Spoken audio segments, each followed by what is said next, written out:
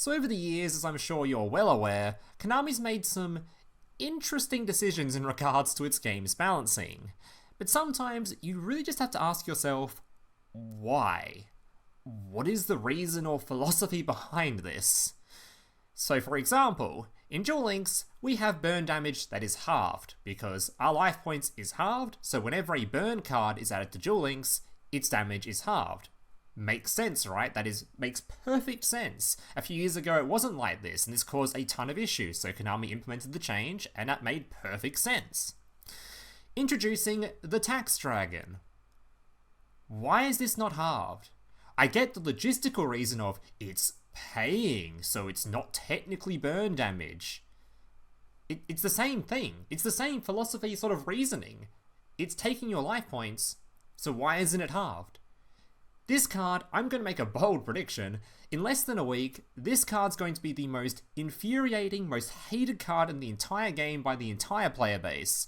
This shit is just not fun in any means to play against. It is miserable. And the thing is, I wouldn't necessarily be against this card if the entire deck's power was all placed on this one card. But that's not the case. Konami just had to give this deck a skill that adds 3 cards to your hand going second.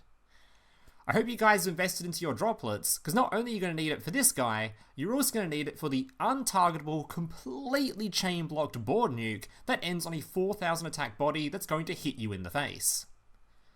This deck is cancer.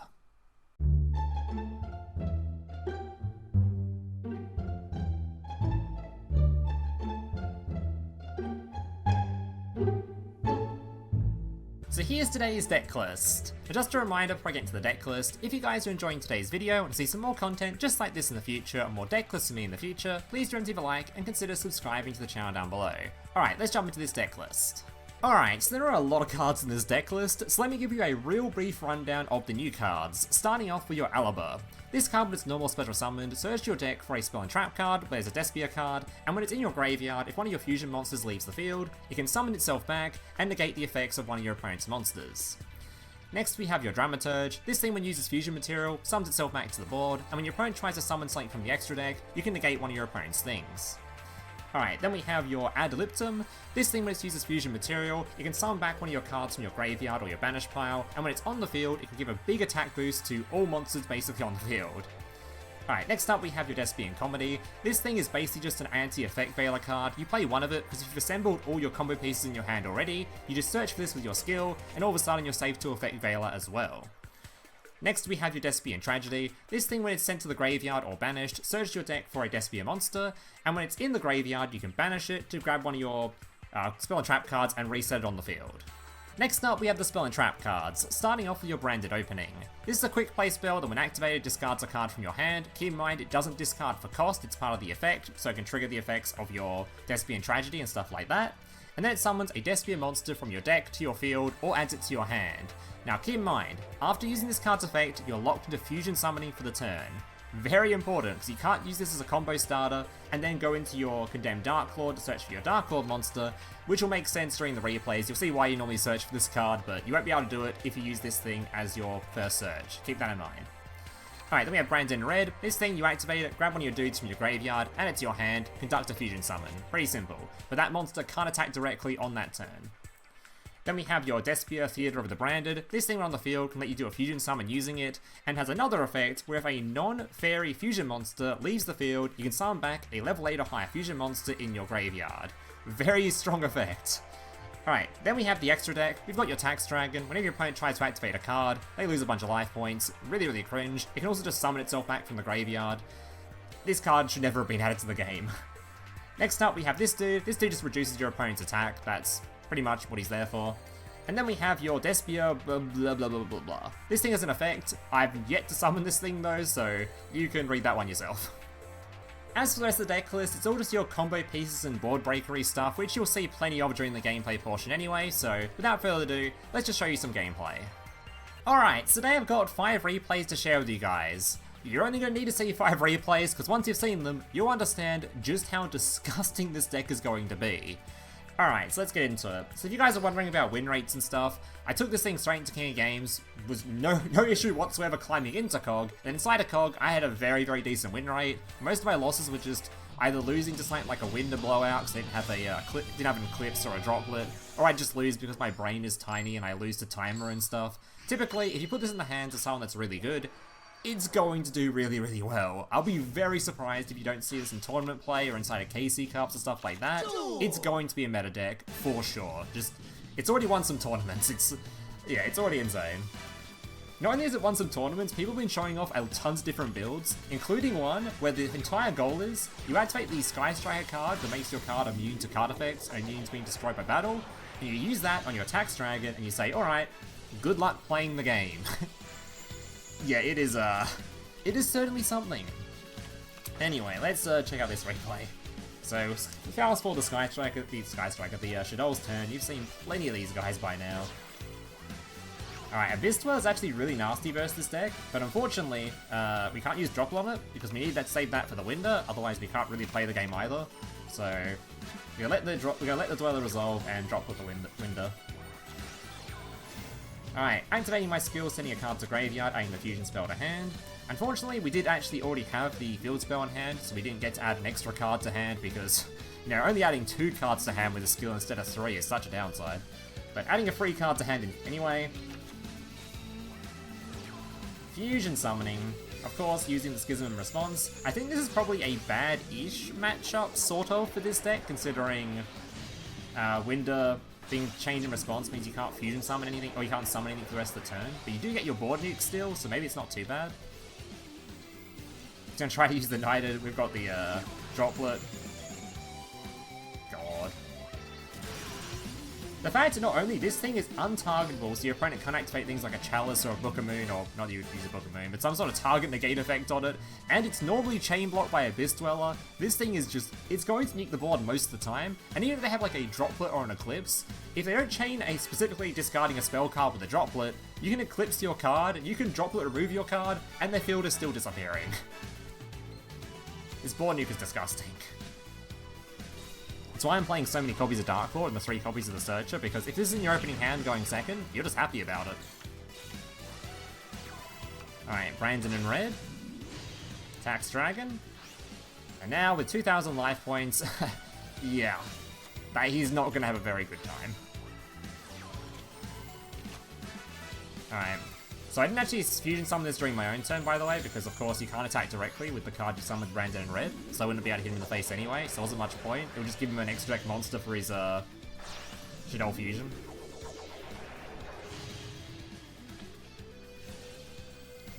Alright, Blazing Dragon, absolutely melting him. I don't even know why he's trying to play. He should just try to summon the Dark Monster that sends us to the graveyard maybe, because I don't know what you're going to do with these dudes, but not a whole lot. The funny thing about he is a fusion deck though, so this card couldn't even reduce attack, it was just there for show. Yeah, keep in mind that card's attack reduction is on things that are like not fusions, so if your opponent's playing a fusion deck, it's not going to do a very good job of reducing attack. Alright, up against a guy who I think was on like a 10-game win streak or something. I think it was another Shadow player actually. Alright, once again we are going second. No Droplet this time, actually. Just had to play through it without using Droplet. I think this guy's actually playing Dogmatica as well. I mean, it's kind of ace. Unfortunately, he's playing Shadow, so...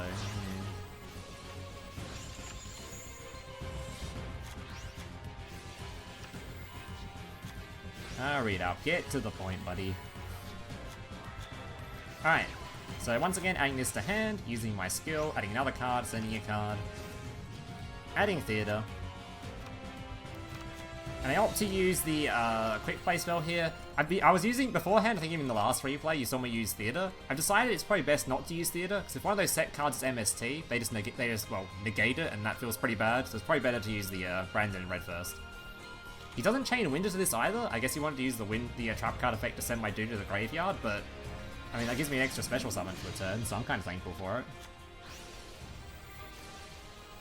Although I guess that does get taken up by the big guy anyway. Maybe this is the correct order for the window, just to get rid of the this dude. But his entire field does disappear besides the window, though. Alright. He's going to do a whole bunch of card effects after that, but he has got nothing on the field outside of one set, this dude, and we've got, what, 6 cards in hand still? We can't special summon anymore, though. We can certainly just set up the following turns, though. Well, if there was going to be a following turn, but this guy apparently hadn't read the field spell before. Pop his card, and all of a sudden he decides to remove my card, which of course, it is a non-fusion fairy monster, so yeah. Out comes Big Dark Lord, and he's not. Yeah, I'd be very scared. This field spell was actually a little bit more scary than you might think. The float effect is... it's quite good. Alright, replay number 3. I'm up against a Resonator. I think this is our first replay going first. So time to introduce you to the Tax Dragon. The real Tax Dragon effects. Alright.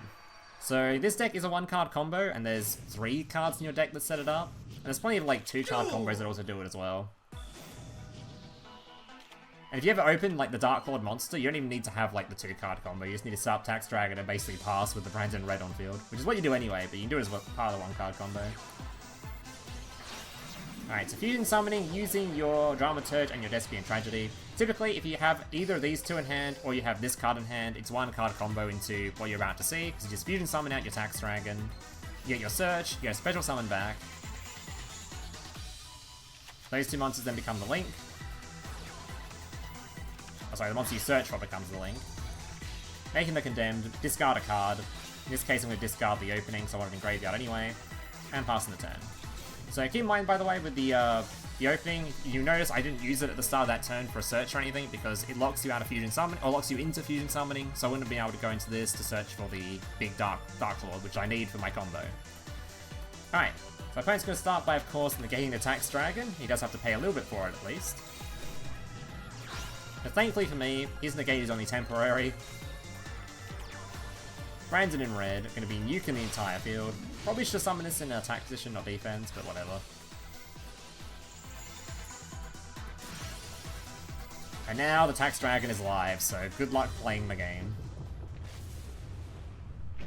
Yeah, I think people drastically underestimate how much paying 600 life points a card effect is. Like, I'm pretty sure I'm going to get tons of comments from the what I said at the start of this video, where people will be like, it's only 600 life points, dude, it's not that bad.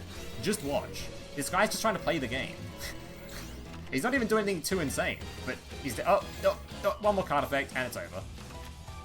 That's it. That was it. What did he even do? He sent a card to grave, summoned a Synchro, searched a card, and that was his turn done. He couldn't play anymore. And that is going to be pretty much every deck in the game now. I don't think there's many decks in Yu-Gi-Oh! That that are able to play super easily under like 6 effects, especially when they're going second and they're trying to break through a field. Like, because they have to deal with that, on top of the fact they have to deal with this untargetable big nuke that's about to destroy their entire field, so... Oh, and of course, you can't Dark Hole it because it's immune with the spell card in graveyard that protects it. Alright, up against Ancient Gear. Yet again, another example of I'm just gonna not activate any effects, so we can't really use his skill, and just sit on the Tax Dragon. Have the out, buddy. Have the out, or don't have fun. So, fusion summon out the Blazing Dragon. Summoning the stuff back to the field. And I don't even go into the Link here, because I already had the dude, so I just didn't care. There's probably other things you can set up with this field. Like, I'm pretty sure I've seen people setting up things like Abyss Dweller and setting up the rank 8 guy that deals with Graveyard and whatever else. So I'm sure there's going to be plenty of future developments on this archetype and this deck in particular that will end up making it even more broken than it is. But right now, I'm just happy with this little combo, so I'm just going to pass. If my opponent has like an MST or Cosmic here, that would be pretty bad. I think that is actually a pretty big downside of this deck. Which is why there's also tons of like spell and trap cards in this deck. You can't just set them face down, and your opponent has to do like the 1 in 3 guess. But even then, he still has to deal with a Tax Dragon, so... Alright, he's used 2 effects. Or 3 effects, I don't know what he's at now. Like, look at this, man. This guy has barely even established anything yet. He's got like a dude and this. He hasn't even gone to like, he's got nothing yet. He's down to 2 effects left. Alright, now he's got one effect left for the turn, or for the rest of the duel basically, until he's removed this. I'm just going to Brandon in red to make sure I can't die. Make this guy's going to just yoink this thing's attack. And no matter what he does, well, he's never going to beat over this thing, so he can't kill me this turn. He can swing into this if he wants to, but this thing just sums itself back later anyway. For some reason he opts to use this. Okay, he was just dead on field. Very cool. What exciting gameplay. Do you notice how much I interacted with my opponent there? Where I just sat there and watched as he burned himself to death? Is this a really cool card? Really cleverly designed feature for Duel Links now? Literally zero interaction? At least with Winder, you have to, like, summon it during your opponent's turn and, like, sort of interact. This thing you just put on field and you're like, yep, that's, do whatever you want during your turn, because you're not going to be able to play the game. Duel!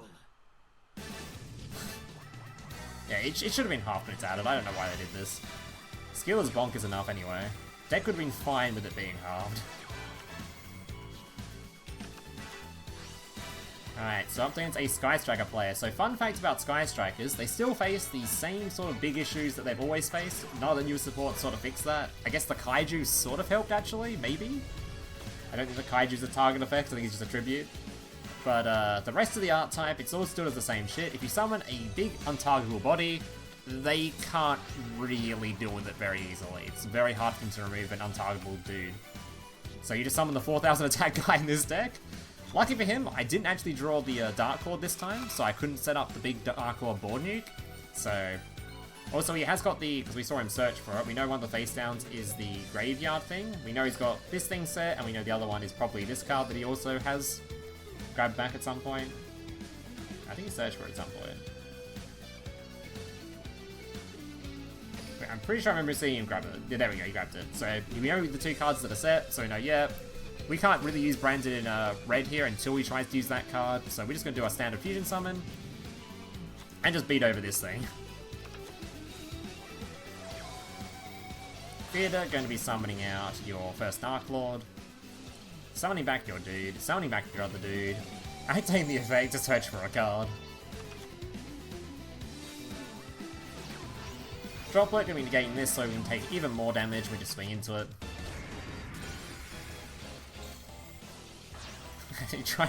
Yeah, it summons this thing, realizes, oh, why can't I use it? Activate Sky Striker the anchor. Oh, why can't I use it? Because keep in mind, I don't think I've even mentioned this yet. This thing doesn't just make itself untargetable.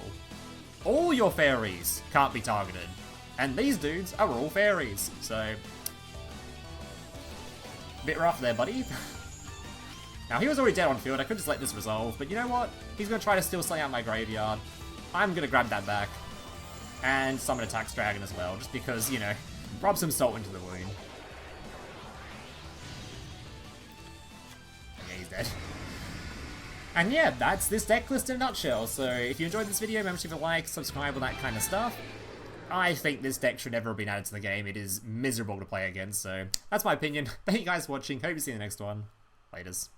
Hey, big brother, can I watch SpongeBob? Shut up, Mokuba. I'm busy flagging YouTube videos to compensate for the fact that I have an extremely small penis. Oh.